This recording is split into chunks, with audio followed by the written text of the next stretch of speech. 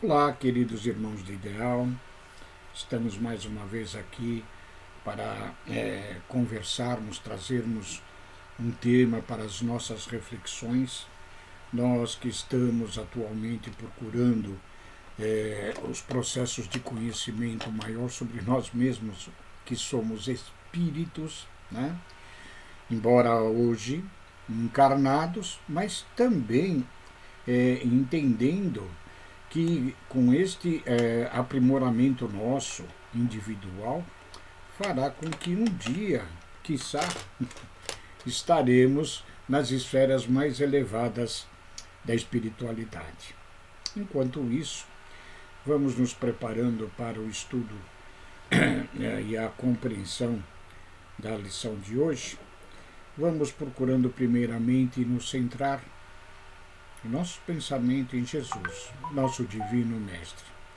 Procurando esta ligação com ele, fazemos com que o nosso anjo guardião tenha maior facilidade de nos inspirar a nossa melhor conduta aqui dentro desta existência. Assim, ligando-nos a esse anjo guardião, aos bons mentores que orientam a nossa casa, a Hilarion de Montenegro, o espírito amigo que nos dá a sustentação de vida nos nossos estudos, nas nossas reflexões. Liguemo-nos igualmente agora com Maria de Nazaré, a mãe de Jesus, mas também nossa mãe espiritual. Vamos entendendo que ela nos envolve sempre em seu amor, serenidade, muita paz. E ela intercede por todos nós em nossas provações e também expiações. E com Jesus em nosso pensamento e em nosso coração, elevemo-nos até Deus, nosso Pai, agradecendo a Ele por tantas e tantas dádivas recebidas, mas também fazendo mais uma rogativa, a de que não transviemos do caminho que nos conduz até Ti. Pois bem, para as nossas reflexões, desculpem, e o estudo de hoje, nós precisamos saber que no universo existem dois elementos, matéria e espírito. E acima desses dois elementos, Deus, que é o Criador de tudo. Tá? Então, matéria não é espírito e, evidentemente, espírito não é matéria. Nós ainda estamos um pouco longe de entendermos completamente esses dois elementos, né? A ciência terrena busca, através da química, através da física, através da própria astronomia, entender o nosso universo, né? E sempre estão surgindo novidades que nos estarrecem pela grandiosidade da criação divina do próprio universo. Então, a matéria, nós ainda estamos começando a lidar com um conhecimento um pouco mais profundo, que é o elemento mais próximo de nós encarnados. Quanto a sermos espíritos, somos o ser pensante da criação. Somos o ser que detém a vontade, o ser que detém o caminho que devemos seguir. Agora, entre a matéria e o espírito não consegue atuar diretamente sobre a matéria. Existe um elemento intermediário que se denomina como fluido, e este fluido permeia a intermediação do espírito para agir na matéria. A forma fluídica, muito conhecida no nosso meio, é o perispírito, que vem a ser o corpo que o espírito, ser pensante, imaterial, se utiliza desse perispírito, dessa forma fluídica, para agir no corpo, na matéria, ou até em outros elementos, conforme nos traz os ensinos da doutrina espírita a respeito até das mediunidades de efeitos físicos, ok? Pois bem, uma vez que existe esse fluido, e, aliás, tudo que nós conhecemos no universo é uma derivação do fluido cósmico universal, o fluido primordial, o princípio que existe vital, o princípio inteligente, o princípio vital que anima todos os seres orgânicos. Nós entendemos que as diversas combinações destes fluidos fazem com que tudo possa existir no universo. Inclusive o nosso próprio corpo físico, ele é uma condensação maior destes fluidos, mais pesada, mais densa, fazendo com que nós tenhamos essa sensação de impenetrabilidade, fazendo com que tudo isto seja condensado nas suas mínimas células que compõem todo o nosso organismo físico, que, por sua vez, é um resultado da pré-moldura que é o perispírito. Tá? Então, o espírito ele molda os fluidos do perispírito e este vem a constituir, quando reencarnamos, o nosso corpo físico. Pois bem, de há muito tempo, os estudiosos, tanto da parte física como da parte mental, espiritual, religiosa, né, têm atribuído à matéria a responsabilidade pelos nossos erros, pelos nossos pecados. Né? O próprio Jesus, em uma passagem do seu Evangelho em Mateus, no capítulo 26, diz: o espírito é forte, mas a carne é fraca. Na verdade, a condição espiritual nossa, quando desencarnados e quando encarnados, ela é um pouco diferenciada, sim. Enquanto desencarnados, nós, como espíritos, temos uma maior amplidão, uma maior amplitude, vamos assim dizer, da nossa concepção espiritual.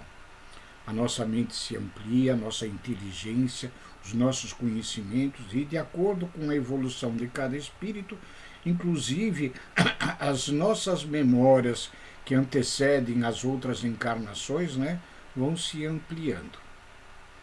Pois bem, o espírito goza de uma certa liberdade enquanto desencarnados, livre dos liames da matéria. No estágio que nós nos encontramos, ainda não estamos livres do fluido perispiritual, mas somos dotados de maior entendimento e maior compreensão. Contudo, quando reencarnamos, quando nos adentramos na matéria, a nossa, vamos dizer assim, a nossa capacidade de manifestação do espírito fica limitada às limitações que o nosso corpo impõe. Ou seja, enquanto que o nosso pensamento no plano do espírito é muito mais amplo, com a capacidade cerebral que temos na matéria, ele é sensivelmente reduzida, fazendo com que as nossas lembranças do passado sejam bem menos acessíveis. Né? Então, de fato, nós temos menor liberdade de ação quando o espírito se encontra ligado à matéria, ao corpo físico, através do perispírito. Tá? Porém, quando nós colocamos que a matéria ela nos induz a erros, nos induz a vícios, e aí os vícios que nós falamos são os mais diversos, né? Bebida, tabagismo, drogas, né?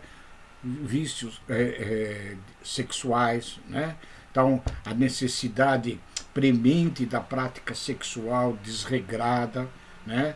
A alimentação mal conduzida, a ingestão de elementos que são corrosivos até o nosso próprio corpo físico, né? A isto, muitas das vezes, nós dizemos, é a necessidade do corpo, e o corpo é que é o responsável por estas questões. Não é bem assim, né? Vamos, para a gente fazer um arrazoado sobre este tema, ler um pequeno trecho do livro Caminho, Verdade e Vida, de Emmanuel, psicografia do Chico, onde, numa lição que se intitula O que é a carne, né, Emmanuel, ele, baseando-se num trecho da Epístola de Paulo aos Gálatas, no capítulo 5, versículo 25, que diz o seguinte, esse trecho que Paulo coloca: se vivemos em espírito, andemos também em espírito. Ou seja, a vida real nossa, sabemos, é a do espírito. O espírito é imortal, o corpo é perecível. Pois bem, aí, em determinado trecho dessa lição, Emmanuel nos diz o seguinte: entretanto, o que é a carne? Cada personalidade espiritual tem o seu corpo fluídico e ainda não percebeste, porventura, que a carne é um composto de fluidos condensados, como já afirmamos? Naturalmente, esses fluidos, em se reunindo, obedecerão aos imperativos da existência terrestre, no que designais por leis de hereditariedade. Ou seja, existe a questão celular nossa, que tem um conjunto de fenômenos da própria matéria que respeitam as leis da hereditariedade. Ok. Mas esse conjunto é passivo e não determina por si. Podemos figurá-lo como casa terrestre dentro do qual o espírito é dirigente, habitação essa que tomará as características boas ou más do seu possuidor. Veja o que Emmanuel está dizendo. A matéria, sim, ela tem as suas próprias características, tem as leis de hereditariedade, tem as suas tendências quando nós viciamos o nosso organismo, né? Porque o vício nada mais é do que uma tendência que o corpo assimila, e sempre que eu inocuo nele questões prejudiciais, ao deixar de fazê-lo durante algum tempo, ele reclama novamente esta inclusão destes elementos, embora prejudiciais. Porém, o que Emmanuel nos diz é que quem domina não é a matéria, não é o corpo, é o espírito. O espírito é o ser pensante, é o ser que tem a vontade e tem o domínio sobre a matéria. Isto porque, se nós nos deixarmos a levar pelas condições viciantes da matéria, o espírito se tornará fraco e não forte, como Jesus nos afirma. Então, a vontade, o desejo, o ser que domina é o ser pensante, é o ser criado da inteligência, como nos afirma os bons espíritos na obra de Kardec, o Livro dos Espíritos. Então, o espírito é o que pode fazer com que as coisas aconteçam aqui na Terra da melhor forma possível, dependendo, como nos afirma a lição, se eu me encaminho para o bem ou para o mal. Nós somos dotados, desde a nossa individualização como seres humanos, de livre-arbítrio. Nós temos a liberdade de escolha do caminho a seguir. Ora, se essa escolha se dá no sentido de agirmos prejudicialmente ao próprio corpo, prejudicialmente aos nossos semelhantes, quem irá, no fundo, sofrer as consequências será o próprio espírito e não a matéria. Uma vez que morto o corpo, o espírito permanece, ele permanece pela eternidade. Então, é a condição do livre-arbítrio que faz com que todos nós devemos, à medida que a nossa inteligência se amplia, que ela seja encaminhada pelo Espírito para o lado dos caminhos do bem, da prática saudável de manutenção do corpo, do pensamento, das nossas emoções, do nosso desenvolvimento espiritual. E a este conjunto de medidas que são salutares para o nosso desenvolvimento, na nossa doutrina nós chamamos de reforma interior, reforma íntima, né? O que é uma reforma? Quando nós habitamos a nossa residência e ela em dado momento se mostra pequena ou um tanto quanto desconfortável, nós tomando conhecimento desta situação, a gente vai procurar melhorar a nossa casa, a nossa habitação. E fazemos uma reforma. Da mesma forma, quando nós não estamos felizes e nem contentes e nem satisfeitos com as nossas condições de vida, então nós vamos reformar as nossas atitudes para que as consequências sejam melhores do que as que estamos tendo agora. Então, a reforma interior nada mais é do que utilizarmos a nossa inteligência e usando o livre-arbítrio para encaminharmos-nos para as melhores condições de vida, tanto da matéria como do espírito. E para nós conseguirmos isso, o código de ação para a reforma íntima está no Evangelho de Jesus, né? A essência do ensino superior para o nosso desenvolvimento espiritual, Jesus veio trazer há quase 2000 anos. Está lá, basicamente, até no próprio Sermão da Montanha, a essência da sua doutrina de amor e de orientações que vão fazer com que nós vivamos melhores sempre. A vivência cristã, ou seja, seguirmos os ensinos de Jesus, implica em todos os nossos relacionamentos. O Evangelho de Jesus trata dos relacionamentos, porque é através do próximo que nós vamos poder evoluir, que nós vamos poder crescer espiritualmente, que nós vamos poder nos encaminharmos para a espiritualidade maior, como é o nosso desejo hoje, com o estudo e a ciência que obtivemos pelas nossas próprias vontades, pela nossa própria inteligência. Tanto é que o Evangelho de Jesus só nos recomenda: ama teu próximo como a ti mesmo. Não faz ao outro aquilo que você não gostaria que fizesse para ti. Perdoa incondicionalmente. Perdoa 70 vezes 7, perdoa sempre. Então veja que Jesus coloca todos os ensinos das leis divinas, das leis paternais de Deus, em torno dos nossos relacionamentos. Claro é que também devemos, através do próprio Evangelho, cuidarmos da nossa própria condição material enquanto encarnados, pois este corpo é o elemento principal para a aplicação de tudo aquilo que aprendemos no plano dos espíritos. É condição do nosso desenvolvimento físico, mental, espiritual. Então, os cuidados que temos que ter com o corpo, com a mente, com as nossas emoções e com o nosso espírito depende única e exclusivamente de nós mesmos. E para tanto nós temos o encaminhamento de Jesus na Boa Nova, no seu Evangelho, que nos traz efetivamente todos os meios para realizar esta evolução.